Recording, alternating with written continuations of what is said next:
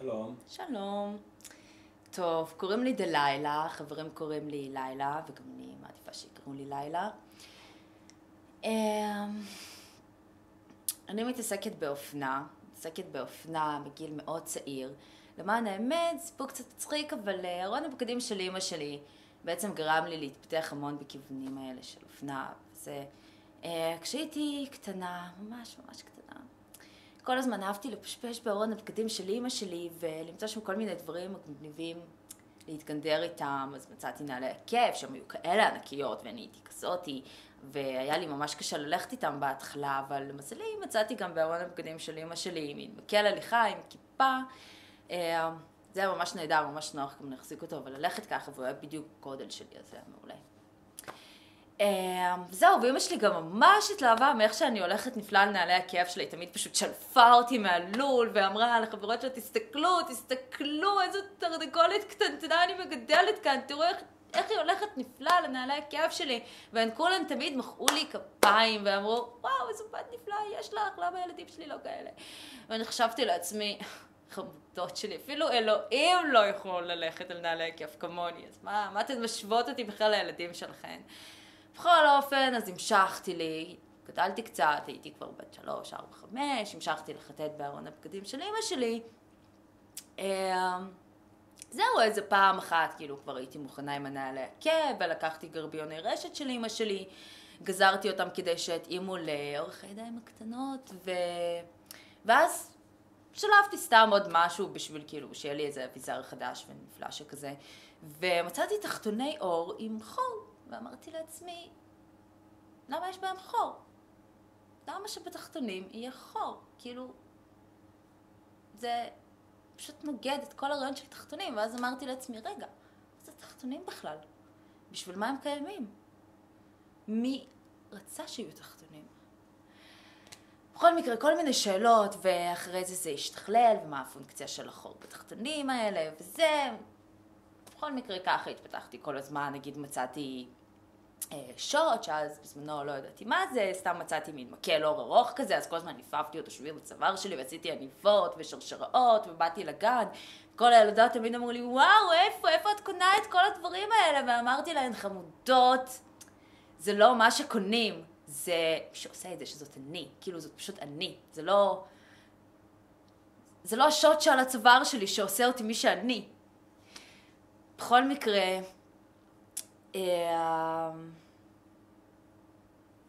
לא יודעת, אז ככה כל הזמן גדלתי לי עם כל עם ארון הבגדים, הקסום הזה של אמא שלי. פעם מצאתי שם קלטת, הכנסתי אותה לוידאו כמובן, התלהבתי, חשבתי אולי זה בוקס בני או משהו, ואז אני מגלה איזה גבר עירום שאני יודעת שאמא שלי מכירה אותו, ואומרת לו שלום ברחוב לפעמים וקריצה.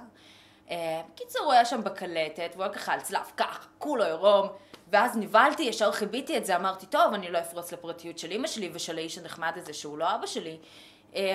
וזהו, ואז חשבתי לעצמי, הוא היה דומה לישו, איזה קטע, וכולנו יש ישו, כל אחד מאיתנו יכולה להיות החמלה הזאת של ישו. והייתה לי תקופה, אז בקיצור שהייתי קצת נוצרייה, וזה, כאילו, בעקבות הוידאו. זהו, וכולנו בני אדם, וכולנו יש חמלה, ואני עדיין מאמינה בזה, חוץ מאמא שלי שלא הייתה לה חמלה, לא לבן אדם הזה בקלטת, ולא לאבא שלי, אבל מי אני שאשפוט. זהו. לא יודעת, גם הייתה איזו תקרית מביכה שלמען האמת שינתה די את כל מסלול חיי, שפעם מצאתי איזה אוברול שקוף, שוב, בארון ספציפי של אמא שלי, ואמרתי, טוב, אני אמדוד אותו, אני אראה מה אפשר לעשות עם הדבר הזה, לאיזה כיוונים אני יכולה לקחת את זה, וכאילו, להורים שלי בחדר, אז יש להם מראות בכל כיוון, למעלה, בצדדים, כל מקום שאני עומדת, אני רואה את עצמי תוך כדי, איך אני נראית גם מאחורה, איך התחת שלי נראה, איך האוזן שלי נראית, כל מיני כיוונים, לא יודעת, קיצור, כזה. והאוברול היה שקוף מכל כיוון. גם מאחורה, גם מקדימה, גם מלמעלה, גם מלמטה, ותכלס, ידעתי שלא הייתי צריכה לשים את האוברול בשביל להבין שהוא שקוף מכל כיוון, כי הוא היה פשוט שקוף. אז כאילו, זה היה קצת מיותר. בכל מקרה, אבא שלי נכנס לחדר ואמר לי, פוצי שלי, מה זה? מאיפה לקחת את הדבר הזה? ואז אמרתי לו, אבא, זה מהארון של בבא, מה זאת אומרת מאיפה לקחתי את זה? אבל אין להם אותו ארון, לכל אחד יש ארון משלו, ויש להם חשבון בנק משלו לכל אחד, ויש לנו 2 מקררים בבית, אני לא מבינה מה האמת מהקטע של האנשים האלה.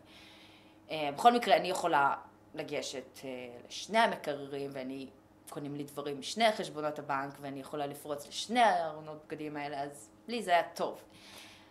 בכל אופן, מסתבר שאבא שלי לא ידע על כל הקטע הזה של אמא שלי, והוא גם לא ידע על החבר הזה שהוא ישו של אמא שלי, ואמרתי לו, אבא, זה ישו, הוא חבר של כולנו, מה, בחייך? זהו, בקיצור, ההורים שלי התגרשו, ואז לאבא שלי הייתה חברה חדשה, אז גם שם יכולתי לפשפש בארון הבגדים, ולהמציא עוד שלל דברים מגניבים חדשים, וזה גם שינה את התודעה שלי בכל מיני צורות שלא דמיינתי שאפשריות בכלל, אבל אני לא אכנס גם לארון הבגדים של האישה הזאת. וזהו בגדול, זאת אני. למה את רוצה להיות בתוכנית? אני רוצה להיות בתוכנית כי אני חושבת שאני אוכל לעזור לאנשים האלה.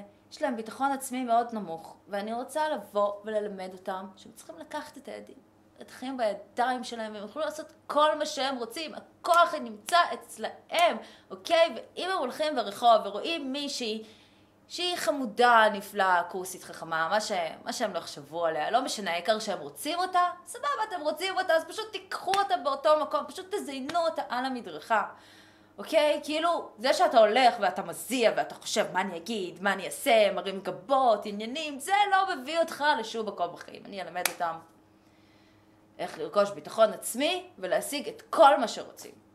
אני אעזור להם. לילה, תודה רבה לך. תודה לך.